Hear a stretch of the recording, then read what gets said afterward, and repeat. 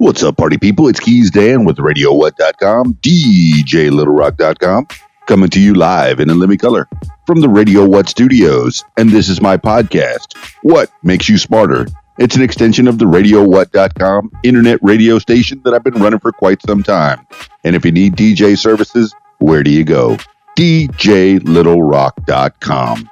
Check availability and get a free price quote. And maybe you can have me at your next event. If you'd like to tell your story, I encourage you to check out my other podcast, What Makes You Famous. Find it everywhere using the hashtag What Makes You Famous. But for today, let's learn some things on What Makes You Smarter. Now, on with the show.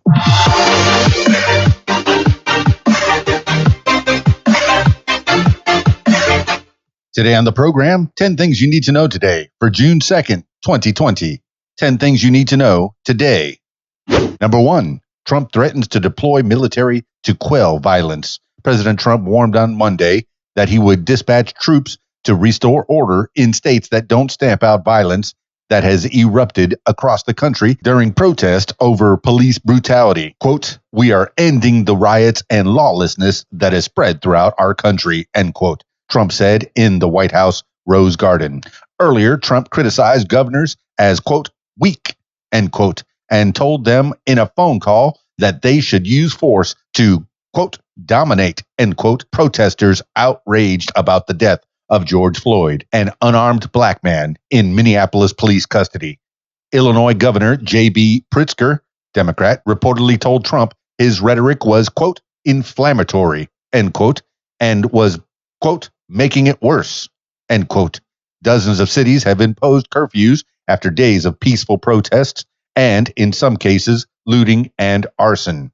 This is according to the Washington Post. Number 2, autopsies determined George Floyd's death a homicide. The Hennepin County, Minnesota Medical Examiner's Office released a report Monday concluding that the death of George Floyd, an unarmed black man who died in police custody, was a homicide.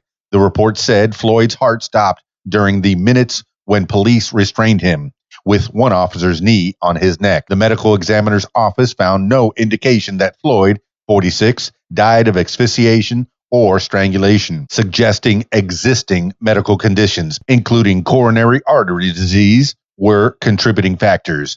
Earlier in the day, the results of a private autopsy done for Floyd's family also found he died by homicide, but contradicted the official report by concluding that Floyd died at the scene from, quote, asphyxiation from sustained pressure, end quote, on his neck and the weight of 2 officers on his back. This is according to USA Today and the New York Times. Number 3, officers tear gas peaceful protesters ahead of Trump photo op. Federal law enforcement officers used tear gas and flash grenades to disperse peaceful protesters at Lafayette Square across from the White House on Monday so President Trump could walk to the historic St. John's Church to pose for photos. Trump stood in front of the church, boarded up after a Sunday fire, and held up a Bible after a speech in which he threatened to deploy the military anywhere authorities don't end looting and violent protests over the death of George Floyd in Minneapolis police custody. Bishop Marianne Edgar Booty of the Episcopal Diocese of Washington said she was, quote, outraged, end quote, that Trump used a Bible and a church, quote, without even asking us as a backdrop for a message antithetical to the teachings of Jesus and everything that our church stands for, end quote. This is according to the Washington Post and the New York Times. Number 4, Obama urges protesters to demand specific police reform. Former President Barack Obama published a blog post Monday on Medium saying the ongoing nationwide protests against police brutality, quote, represent a genuine and legitimate frustration over a decades-long failure to reform police practices and the broader criminal justice system, end quote. He condemned, quote, the small minority of folks who've resorted to violence, end quote, saying they were, quote, putting innocent people at risk, end quote, and, quote, detracting from the larger cause, end quote. Obama called on people to push for change by voting in national, state, and local elections. Quote, if we want to bring about real change, then the choice isn't between protest and politics, end quote, he wrote. Quote, we have to do both, end quote. Obama said protesters should organize to identify specific demands for criminal justice and police reform to avoid getting a response that is merely, quote, lip service, end quote. This is according to Medium and NPR. Number 5, protests continue across U.S. despite curfews. Protest over the death of a black man, George Floyd, in Minneapolis police custody continued around the United States on Monday night, despite a growing number of local curfews and a threat by President Trump to deploy the military to restore order. Most of the protests were peaceful, but violence broke out in several cities. Demonstrators torched a strip mall in Los Angeles and looted stores in New York City.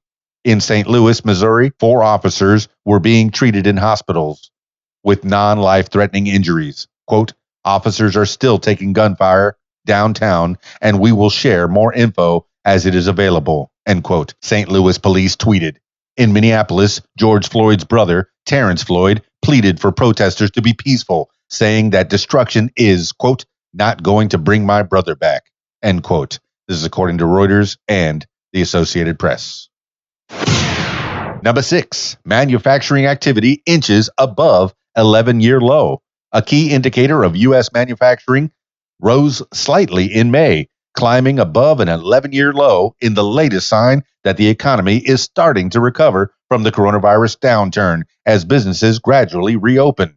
The Institute for Supply Management reported Monday that its index of U.S. factory activity rose to a reading of 43.1 in May, up from 41.5 in April.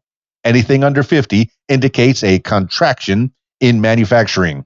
Quote, today's report on the manufacturing sector represents good news that hints the economy is turning the corner as the states reopened in May, end quote, said Chris Rupke, chief economist at MUFG in New York. Quote, it will not be a quick recovery for sure, but at least the worst is over, end quote.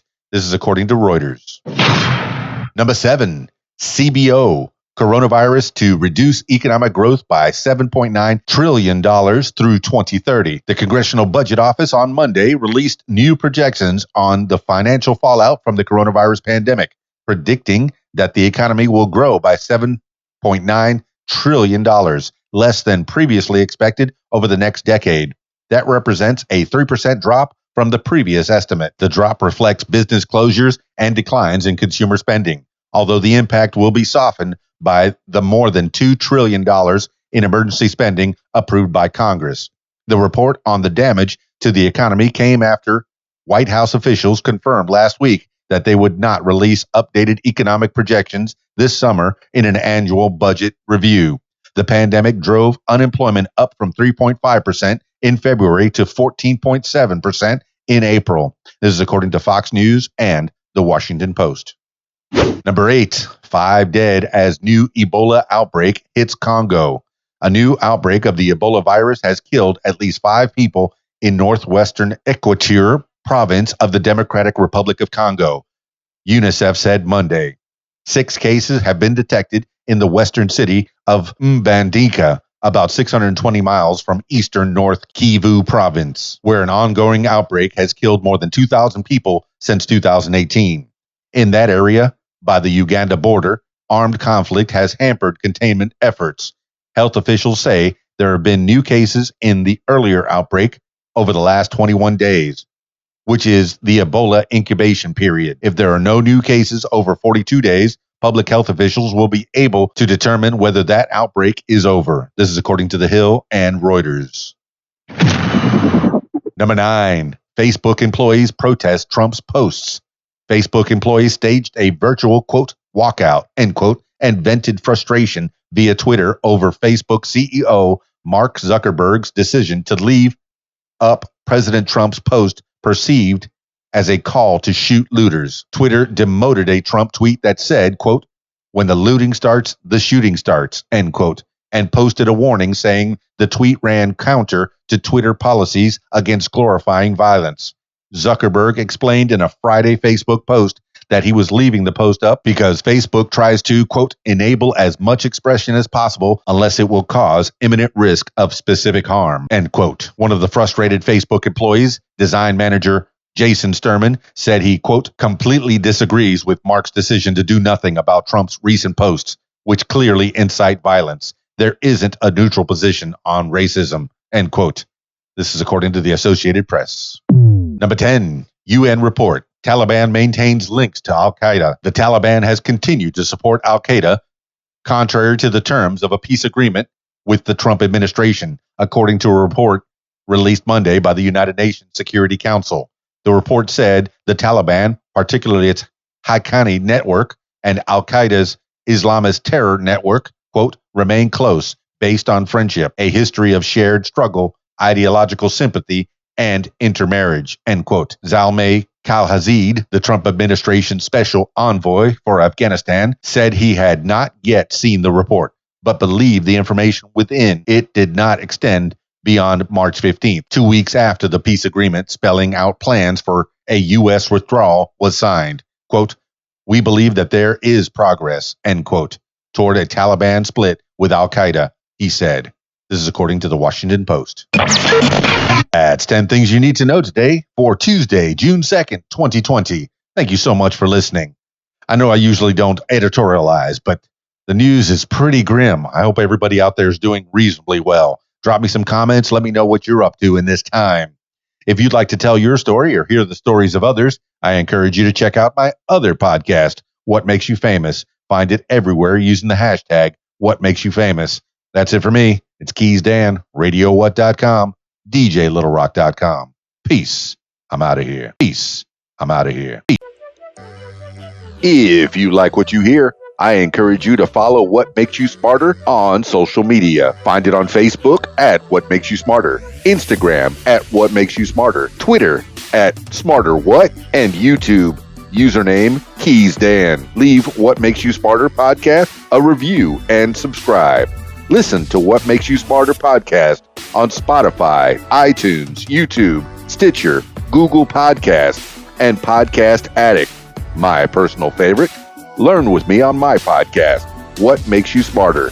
And if you'd like to tell your story, I encourage you to check out my other podcast, What Makes You Famous. Find it everywhere using the hashtag What Makes You Famous. Call 501-470-6386 and leave a message to set up a time for What Makes You Famous. Support What Makes You Smarter podcast using the PayPal, paypal.me/KeysDan. Email info@radiowhat.com. What Makes You Smarter is a production of Keys Dan Enterprises Incorporated at keysdan.com. Thank you for listening.